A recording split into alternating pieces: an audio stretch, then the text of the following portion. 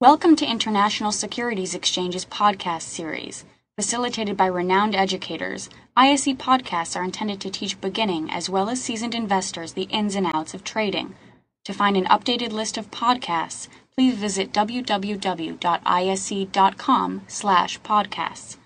Please be sure to listen to our important message following this episode regarding the risks of investing in exchange-traded options. Country specific, Japan. This is the biggie now, and we all understand that. The carry trade is the biggie that's been back and forth and battering the Japanese yen or improving the Japanese yen. Japanese interest rates have been low for so long, almost perpetual. And because of that, for all those years, because of low interest rates in Japan, institutions and others borrow Japanese yen in order to fund their other investments outside of Japan in risky assets around the world. So it tends to put pressure on the Japanese yen when you're borrowing the yen, converting it into another currency, which means you're basically then selling the yen. And when you do that, you weaken the yen. So we've seen those periods that have been driven by perpetually low interest rates, and we've seen ebbs and flows in this. The reason we see it is because you have high reserves in Japan because of their trade policy, so to speak. They have a massive amount of currency reserves, and they also have a massive amount of domestic savings from an institutional and a retail standpoint. So if you think of that, of money just ebbing out and flowing back into Japan, you tend to see these sharp moves in the yen. Money flowing out offshore from the carry trade. When you have a carry trade environment, you also have the retail investors in Japan moving the money offshore. A carry trade environment means low volatility, other asset classes moving up. Because of perpetually low interest rates in Japan, the institutions and the retail investors want to move their money offshore too, in effect creating their own carry trade in order for better opportunities outside Japan. Okay, so that's why it's been this ebb and flow on carry trade and risk has been massive for the Japanese yen, and it's because interest rates are so low. The economy is so screwed up. It's not a normalized economy whatsoever. And you see this tug-of-war going on in the press a bit between the Bank of Japan and the Japanese government. The Japanese government wants perpetual funding, wants low interest rates, and the Bank of Japan just keeps saying, look, you guys don't get it. Our economy is not normalized. Until we normalize the economy, and that goes along with raising interest rates to relative standards, we're always going to be kind of stuck in this ebb and flow game, which is very, very bad for the economy long term, and we've seen it. Japan has been stuck in this environment for 15 years now. They're back into a massive deflation, and it just proves the point that stimulus and low interest rates don't necessarily get you out of a deflationary environment. It hasn't worked at all for Japan, and it's because their economy has not been normalized for many, many years. So that's always country specific in Japan. Switzerland is a great example, and there may be some people on here that are old enough to remember this. But back in the early 70s, you may remember we had the massive inflation in the U.S. Throughout the 70s, that whole period.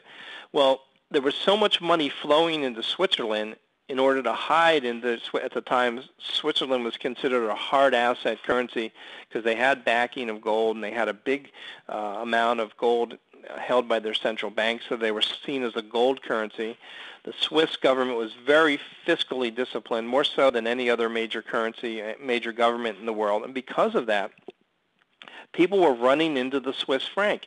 The Swiss central bank even made interest rates negative, so people were rushing to the Swiss franc because of the inflation concerns, even though interest rates were literally negative. The nominal rate went negative, and money was still flowing into Switzerland, pushing up the Swiss franc.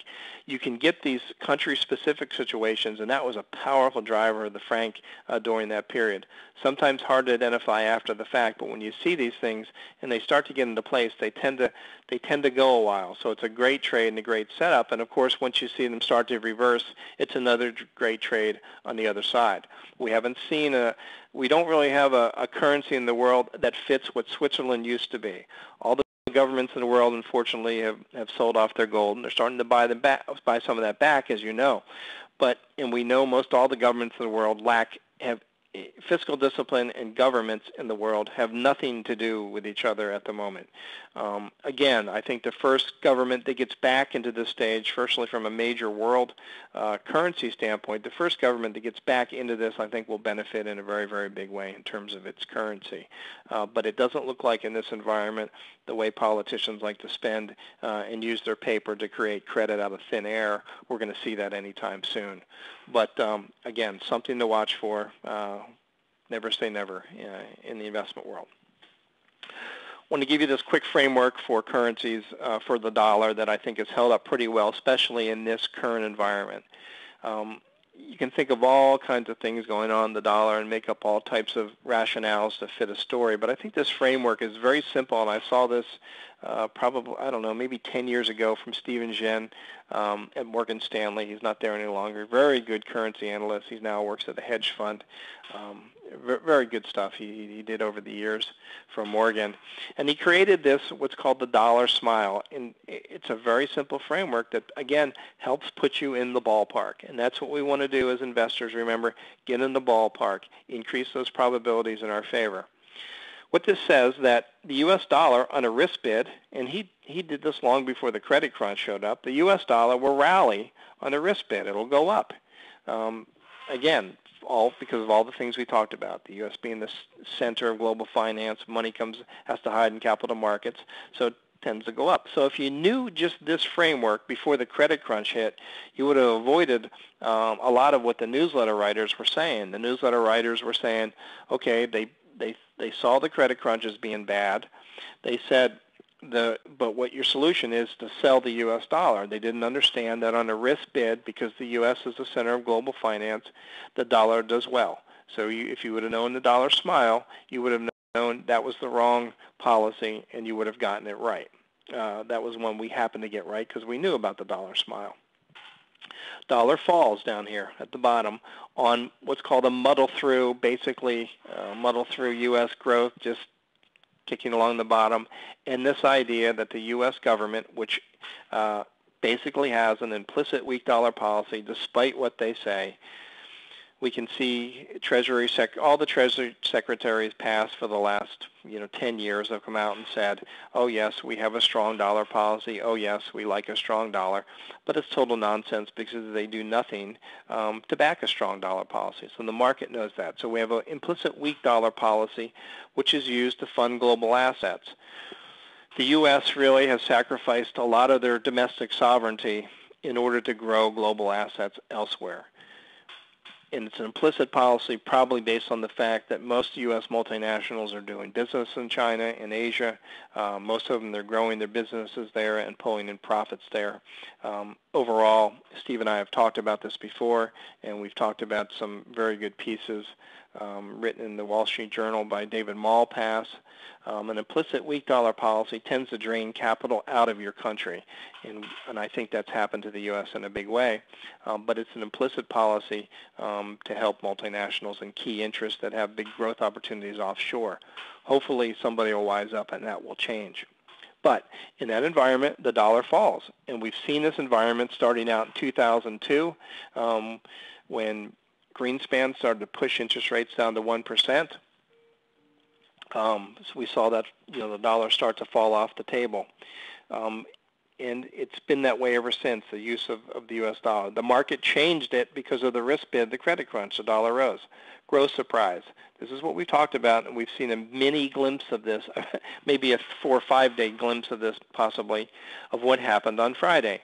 If there's a growth surprise in the U.S. consumer rebounds, there's some type of V-shaped recovery, again, which would be a big surprise. It changes the dynamics for the dollar in a big way, and the dollar rallies. It changes the interest rate dynamics, and it changes the relative growth dynamics. Think of it, forget about the interest rate. I think everybody can understand the interest rate dynamic of the Fed starting to hike faster and the dollar no longer being the carry trade currency. But from a growth dynamic, think of this from an offshore investor, and you're looking at the U.S. and you're saying, wow, there's surprise growth there, and you're looking at the real assets in the U.S. Not only have the real assets been destroyed because of the housing, bust and the fact that nobody's investing in the real economy, but you're sitting on a currency that has appreciated tremendously against the U.S. dollar. Thank you for listening to our podcast. To find more podcasts on options, stocks, alternative markets, and market data, please visit www.ise.com/podcasts.